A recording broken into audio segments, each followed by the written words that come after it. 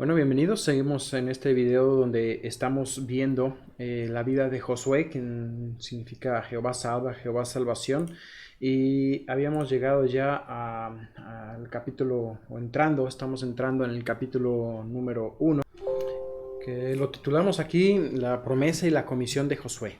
Entonces vamos a ver el nombramiento de Josué como el sucesor de Moisés. Fíjate, el versículo 1 nos coloca aquí el contexto, las circunstancias que rodeaban al momento. Dice, aconteció después de la muerte de Moisés, siervo de Jehová, que Jehová habló a Moisés, hijo de Nun, servidor de Moisés, diciendo, mi siervo Moisés ha muerto, ahora pues levántate, pasa este Jordán tú y todo este pueblo, la tierra que yo les doy a los hijos de Israel. Hasta el momento, pues Moisés había sido el gran líder, aquel que había abierto el mar rojo, que había provisto el maná, que había provisto el agua al golpear la roca, había hecho grandes milagros en el desierto, pero ante muchos Josué, ¿quién era? Bueno, Josué ya había dirigido algunas batallas de Israel contra Amalek, en aquella ocasión donde levantaban los brazos de Moisés en oración mientras Josué peleaba en el valle. Eh, Así entonces, tenemos aquí en el capítulo 1 un momento crucial también. Moisés, el líder, había muerto y ahora estaba la necesidad de reemplazarlo. Así que Dios se presenta a Josué y le habló a Moisés. Le habló a Josué, perdón. Le dice, Moisés ha muerto. Ahora tú entra. Y en esta plática personal, privada, él le da la comisión. Dios quería afirmar ciertos fundamentos para que Josué fuese victorioso en la conquista. Esos fundamentos, básicamente, vamos a ver aquí promesas que le está diciendo, ¿no? Mi siervo muerto, levántate. Moisés, de alguna manera, nos representaría la liberación del pueblo, representaría la ley. Josué representaría a Cristo, ¿no? A la gracia. Solo Josué, en este caso, era el que iba a poder dar a la tierra prometida, a Israel, conquistar. Y así también Cristo es quien nos lleva a la santificación. Ahora, ¿qué era la tierra prometida? Bueno, Dios le había dado a Israel toda esta región de la tierra prometida que involucraba 777,000 kilómetros cuadrados de tierra. Pero nosotros vamos a ver que en la conquista solamente tomaron 77,000 kilómetros, es decir, un 10% nada más de la tierra prometida. La actitud y la desobediencia los llevó a perder el 90% de lo prometido. La tierra prometida implicaba desde el río de Egipto. Hay diferentes opiniones sobre cuál es este río de Egipto, si era el Nilo o era un río que estaba más cercano a Israel, pero involucraba hasta el Tigris y el Éufrates. Es decir, la región sería mucho más grande, aún que la que gobernó Salomón en su máximo esplendor. Veamos el capítulo 1 entonces para ver algunas de las promesas también que tenemos aquí. En cuanto a la extensión de la tierra prometida, está en versículos 1 al 4, todo lo que se prometía. Y el versículo 5 dice, nadie te podrá hacer frente en todos los días de tu vida. Esto nos muestra la presencia de Dios que está de forma poderosa con Moisés, de forma permanente, porque dice en todos los días de tu vida. Está prometida, porque le dice también como estuve con Moisés, estaré también contigo. Y es una presencia protectora. No te dejaré ni te desampararé. Mira cómo Dios le da esa promesa, marca el versículo 5 como un versículo clave también aún en tu propia vida, ¿no? La presencia de Dios está contigo de esa misma forma, de una forma poderosa, permanente, prometida y protectora. Cuando Dios nos da también estas misiones, ¿no? Cada vez que Dios le daba a una persona una comisión importante que a ojos humanos parecería imposible de lograr, Dios les da esta promesa de la presencia de Dios. Por ejemplo, en la gran comisión, cuando le dice a los discípulos en Mateo 28, 19 y 20, dice, id por todo el mundo, o citándolo literalmente, dice, por tanto, id y haced discípulos a todas las naciones, bautizándolos en el nombre del Padre, del Hijo y del Espíritu Santo. Dice, y he aquí, yo estoy con vosotros todos los días hasta el fin del mundo. En Hechos 1:8 Dice, recibiréis poder cuando haya venido sobre vosotros el Espíritu Santo y me estaréis testigos en Jerusalén, en toda Judea, en Samaria y hasta lo último de la tierra. Entonces, esto nos muestra cómo cada vez que Dios tenía un plan, una misión, Él promete su presencia de una forma poderosa, permanente, prometida y protectora. Dios está con nosotros también hoy en día. Siguiendo aquí, dice versículo 6, esfuérzate y sé valiente, porque tú repartirás a este pueblo por heredad la tierra, la cual juré a sus padres que se la daría a ellos. Solamente esfuérzate y sé muy valiente para cuidar, hacer conforme a toda la ley que mi siervo Moisés te mandó. No te apartes de ella ni a diestra ni a siniestra, para que seas prosperado en todas las cosas que emprendas. Aquí tenemos también algunas condiciones en cuanto a esto. ¿Qué era lo que tenía que hacer? Así que habían promesas. Tú vas a repartir la tierra. Tienes que esforzarte en esto. Y en la gran comisión también, la misión que tenemos nosotros hoy como cristianos, eso requiere un esfuerzo. Es verdad que el Espíritu Santo es el poder de Dios en nosotros, pero cuando los discípulos estaban ahí, ellos oraron, Señor, danos de nuevo, danos valor para hablar sin temor de tu palabra. Necesitas tú también pedir ese de nuevo, ese valor para hablar de la palabra de Dios. Dios le había dicho a Josué que él estaría, dice versículo 8, dice, nunca se apartará de tu boca este libro de la ley, sino que de día y de noche meditarás en él, para que guardes y hagas conforme a todo lo que está en el escrito, porque entonces harás prosperar tu camino y todo te saldrá bien. La demanda tenía que ver con esfuerzo, tenía que ver con valentía y tenía que ver en cuanto a la relación con la palabra de Dios. Él tenía que depender de la palabra de Dios. Y como cristianos tenemos que depender del poder de Dios y de su palabra. Yo no puedo hacer la obra de Dios aparte de Dios, con mis propias fuerzas, sin depender de Él. Y no puedo hacer la obra de Dios aparte de la palabra de Dios. Es la palabra de Dios la que tiene poder para santificarme, para edificarme, para transformar mi vida. Es la palabra de Dios la que tiene poder para salvar, no mis argumentos, es su palabra. Entonces, en la medida que tú quieres tener una vida victoriosa, aférrate a Él, depende en Él, aférrate a su palabra. Mira que te mando que te esfuerces y seas valiente. No temas ni desmayes, porque Jehová tu Dios estará contigo en donde quiera que vayas. Siempre Él está con nosotros. Bueno, Dios le promete esto a Josué porque lo necesitaba. Demandaba esfuerzo, demandaba valentía. ¿Para qué? Para que esta misión pudiera ser posible completarla. La posesión de la tierra era una promesa incondicional para Israel, porque ya se la había hecho desde el pacto abrahámico. Le decía, yo daré esta tierra. Así que, pero el conquistarla, pero la posesión de ella es condicional. ¿Por qué? Porque tenían que tomarla y por desobediencia podían perderla.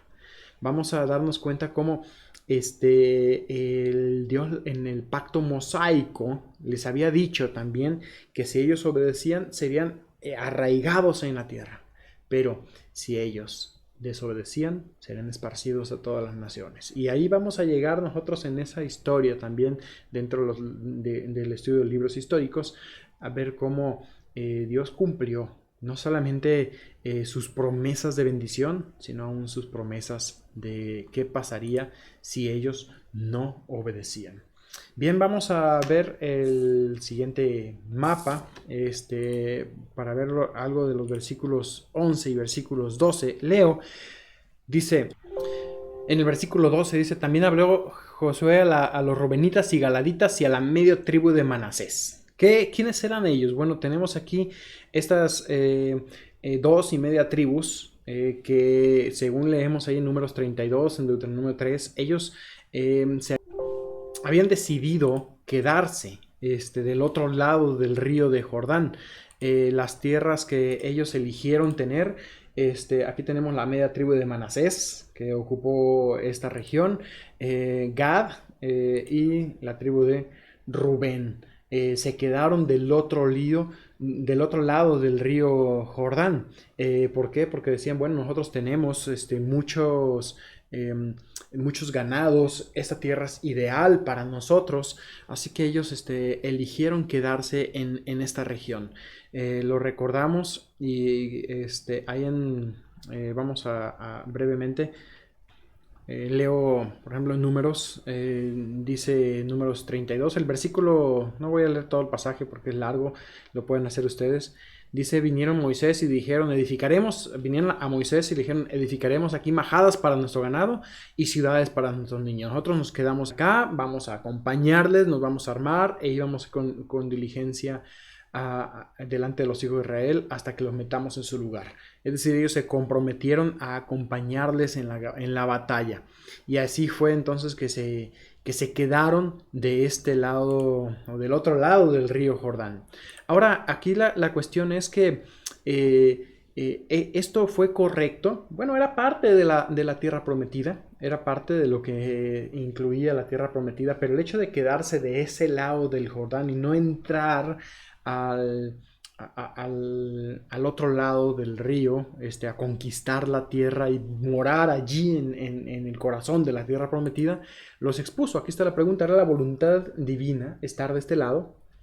Fíjate que el libro de Jueces, vamos a ver cómo haberse quedado aquí fue un error para ellos, porque no entraron propiamente al corazón de la tierra prometida. Ellos pidieron esa tierra y es como esos cristianos que se quedan muy cerquita de la voluntad de Dios pero sin lograr entrar en ella de forma plena, como un pie aquí, un pie allá. Tuvieron el problema aquí es que ellos estuvieron expuestos al enemigo. Más adelante cuando veamos también aún en Jueces y ya cuando llegamos a Reyes, parece ser que estas tribus son las primeras tribus en perder su territorio. Y eso pues es triste, ¿no? Porque el hecho de estar, entre más lejos te encuentres tú del centro de la voluntad de Dios, pues más expuesto estarás tú a perder las promesas que Dios tiene para ti. Fíjate que ellos, bueno, tuvieron una actitud correcta de cooperación con sus hermanos. En el versículo 16 lo menciona, dice, respondieron a Josué diciendo, nosotros haremos todas las cosas que nos has mandado y vamos a tomar esas primeras filas en batalla como se habían comprometido. Y dice el versículo 17, de la manera que obedecimos a Moisés en todas las cosas, así te obedeceremos a ti. Solamente pusieron una condición. Josué recibe el apoyo de la gente y la única condición fue que Dios esté con él, con Josué, como estuvo con Moisés. Así que terminamos aquí este primer capítulo y la petición final es lo mismo, solamente que te esfuerces y seas valiente. Terminamos el capítulo 1 y ahora vamos a entrar ya a ver el segundo capítulo de Moisés, cuando conocemos la historia de Rahab y los espías. Versículo 1. Dice, Josué, hijo de Nun, envió desde Sittim a 2 espías secretamente diciéndoles, andad, reconocer la tierra y a Jericó. Entonces ellos fueron y entraron a casa de una ramera que se llamaba Rahab y posaron allí. Uno preguntaría, bueno, ¿por qué en casa de una prostituta? Era pues claro que ellos podrían causar sospechas, pero pues esta mujer por su profesión pues constantemente estaría hospedando hombres, así que sería el lugar donde menos sospechas podrían levantar. Y bueno, dice en los siguientes versículos como vemos el bosquejo, Rahab los esconde, preserva sus vidas. Se dan cuenta, dice, fue dado aviso al rey de Jericó y bueno, vienen a buscarles. Y aquí tenemos otra pregunta, ¿no? Dice, vemos la respuesta de Rahab a los policías de la ciudad, por decirlo así, que los enviados del rey, los soldados. Dice que, versículo 4, la mujer había tomado a los 2 hombres y los había escondido y dijo, es verdad que unos hombres vinieron a mí, pero no supe de dónde eran. Y cuando se iba a cerrar la puerta, siendo ya oscuro, esos hombres se salieron y no sé a dónde han ido. Seguidlos a prisa y los alcanzaréis. Así que Rahab miente para protegerlos. La pregunta aquí es, ¿fue justificada la mentira de Rahab? Una cosa que tenemos que estar seguros es nunca la mentira es justificada. Bueno, pero la mentira aquí protegía, le salvó la vida a los hombres. Sí, pudo haber otra manera. No lo sé. Puede ser que la verdad haya costado la vida de estos hombres, no lo sé. Pero hay una realidad. La mentira no la podemos justificar nunca. Rahab aparece dentro de lo que son los grandes héroes de la fe. Aparece en la genealogía de Cristo y aparece como una mujer de fe. Pero como todos nosotros también, tenemos etapas, ¿no? Y vamos creciendo espiritualmente. Es claro que vamos a ver muchas veces defectos de hombres, pecados de hombres y aún en este caso mentiras o engaños de hombres que son héroes. Vamos a ver, por ejemplo, la caída en adulterio de David cuando estudiamos allá el libro de segundo de Samuel, en Crónicas, en Reyes. Vamos a ver reyes que cayeron en pecado y aún fueron grandes. Pero repetimos esto, el hecho de que la Biblia lo cuente no significa que Dios lo aprueba. Pasamos al siguiente punto, ¿no? Vamos a ver el entendimiento sabio de Rahab en esta situación. Vamos, versículo 6, los había escondido, ya que se fueron todos, les da instrucciones de cómo pueden huir. Y fíjate, versículo 9 les dice Rahab a los espías: sé que Jehová os ha dado esta tierra, porque el temor de nosotros ha caído sobre nosotros y sobre todos los moradores del país. Dice, todos los moradores del país ya han desmayado por causa de vosotros. Rahab fue sabia. Ella sabía de qué lado tomar partido. Rahab vio la situación y él mostró su fe, creyó en Dios y decidió poner su confianza en Dios. Así que ella creyó y actuó conforme a su fe. Los espías entonces le dieron una promesa, ¿no? Hacen un pacto los espías con Rahab, versículos 12 al 21. Dice en versículo 12: os ruego pues, ahora que me juréis por Jehová, que como he hecho misericordia de vosotros, así haréis vosotros a la casa de mi padre, de lo cual me daréis una señal segura. Aquí aparece la palabra misericordia en varias ocasiones. En el versículo 14, de nuevo, al final dice... Leo todo el 14, dice: ellos respondieron: nuestra vida responderá por la vuestra, si no denunciáis este asunto nuestro, cuando Jehová nos haya dado la tierra, y nosotros haremos contigo misericordia y verdad. La palabra misericordia es el hebreo hased, que tiene que ver con lealtad al pacto. Lealtad al pacto que Dios ha hecho con nosotros, es la misericordia de Dios hacia nosotros, y esa palabra se usa para la misericordia de Dios hacia nosotros. Regresan entonces los espías con Josué. Antes hacen un pacto, pacto del cordón de grana. La grana sería un cordón rojo, y algunos han llegado a sacar conclusiones un poquito alegóricas, es verdad. No podemos interpretar la Biblia de forma alegórica, pero podemos sacar algunas aplicaciones a nuestra vida y alegorizar un poco ya en la aplicación, nunca en la interpretación. Este cordón de grana sería un cordón rojo, y algunos lo han identificado entonces con lo que representa la salvación.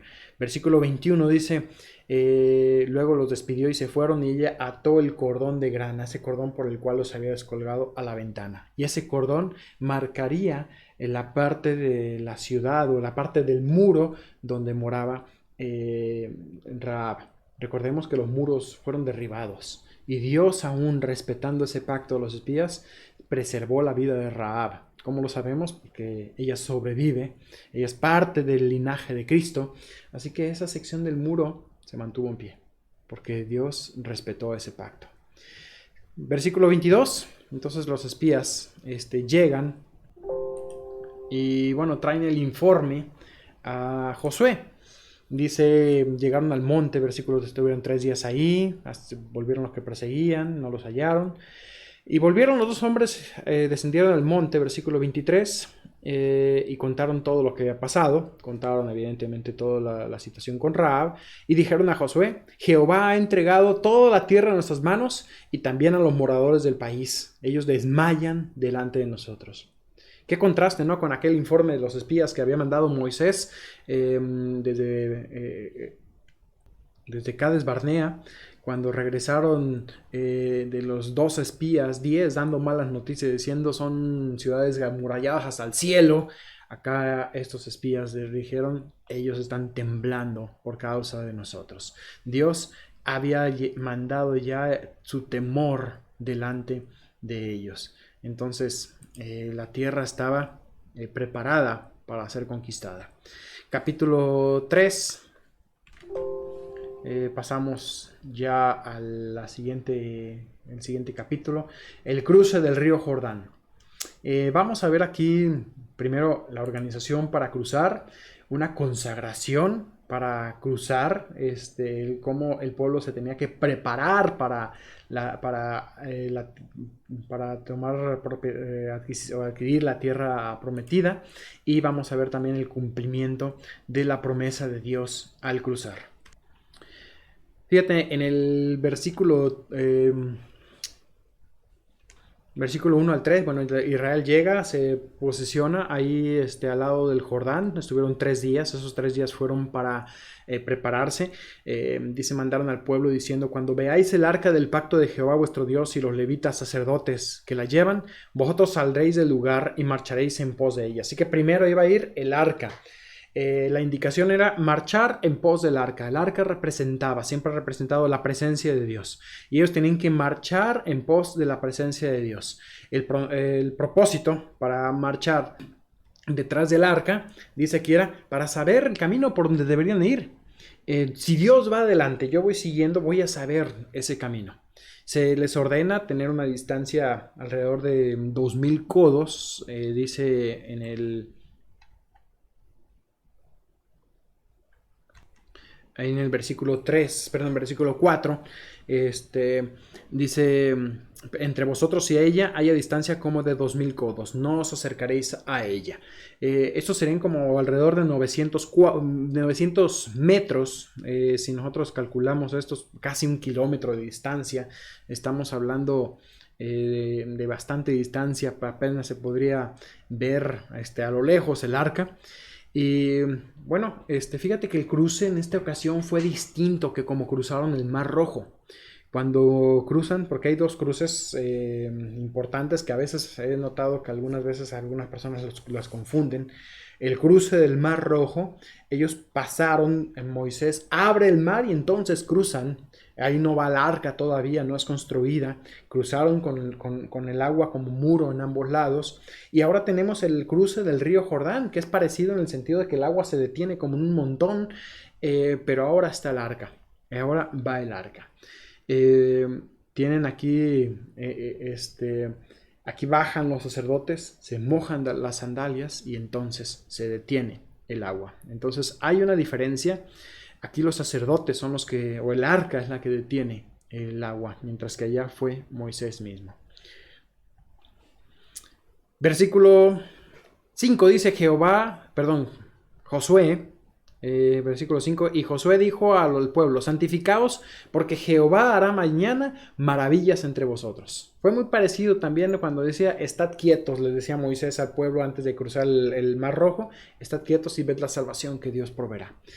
Santificaos porque Jehová hará mañana maravillas entre vosotros. Y se prepara la nación. Dice aquí en santificación. Fíjate, si no hay santificación en tu vida, no vas a poder ver las maravillas de Dios. Dios siempre obra maravillas. Pero quieres ver maravillas en tu vida, santifícate. Sin santidad no habrá, o no verás al menos las maravillas de Dios. Dios obra particularmente cuando estamos nosotros en sintonía con su carácter. Tenemos que ajustar nuestra vida a la norma de Dios, nuestro carácter y nuestra vida. Eso implica santificarse. Así que, versículo 7, entonces, fíjate, aquí tenemos palabras de Moisés directamente de Dios hacia Josué. Jehová le dice a Josué, desde este día comenzaré a engrandecerte delante de los ojos de todo Israel, para que entiendan que como estuve con Moisés, así estaré contigo. Tú pues mandarás a los sacerdotes que lleven el arca del pacto diciendo, cuando hayáis entrado hasta el borde del agua del Jordán, pasaréis el Jordán.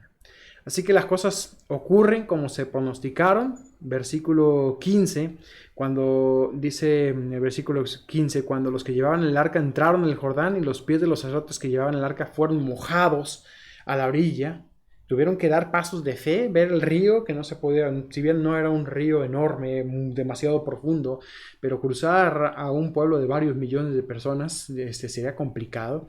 Llegan los sacerdotes, pisan la orilla del río y en ese momento el agua se detiene. Dice, estaba desbordado el río en ese tiempo, porque eran tiempos de la siega. En versículo 16, las aguas que venían de arriba se detuvieron como un montón bien lejos de la ciudad de Adán, que está, pues eran algunos kilómetros hacia arriba, suficientemente ancho como para que todo este pueblo pueda cruzar de una forma rápida. Cuando vemos la historia de Elías, también ahí pasa un milagro similar con Elías y Eliseo. En ese caso sirve para, es Dios obrando, acreditando a un siervo suyo delante de los demás. Este milagro también sirvió para acreditar a Josué delante del pueblo. Así que llegaron los sacerdotes, se mojan los pies, se detiene, todos cruzan y ahí se queda el arca, esperando a que todos crucen. Versículo 16 al final dice, el pueblo pasó en dirección de Jericó, mas los sacerdotes que llevaban el arca del pacto de Jehová estuvieron en seco ahí, firmes en medio del Jordán, hasta que todo el pueblo acabó de pasar.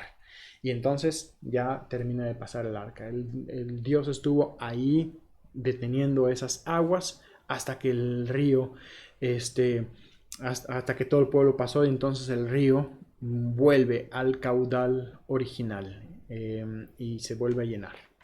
Y bueno, aquí avanzamos ya a Josué, capítulo 4, y nos vemos en el próximo video para continuar con este estudio. Dios les bendiga.